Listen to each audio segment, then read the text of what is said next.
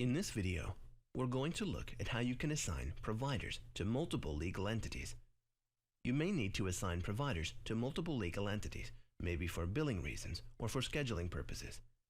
If there are multiple legal entities, which may also act as multiple billing entities, in the sense that if you need to bill to use different tax IDs or NPIs, which is billing NPIs, you may need to set up multiple legal entities, and you may need to have providers bill using both of the legal entities. The other purpose is for scheduling reasons. The legal entities also serve as scheduling locations, so you may want to, if on the scheduler or if a provider needs to show up on multiple locations, you may need to have that provider attached to all of the legal entities that you want the provider to show up for on the schedule.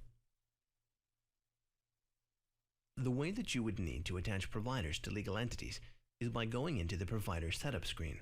So I'll navigate to Setup and then click on Provider.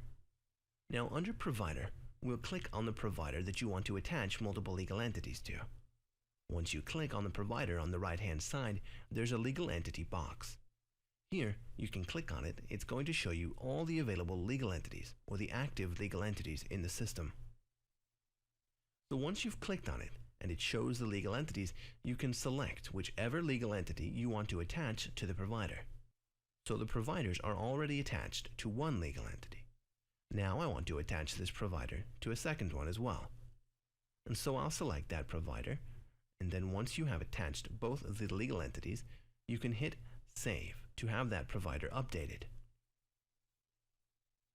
Now when you're entering a bill for this provider, you'll see the provider show up with both legal entities.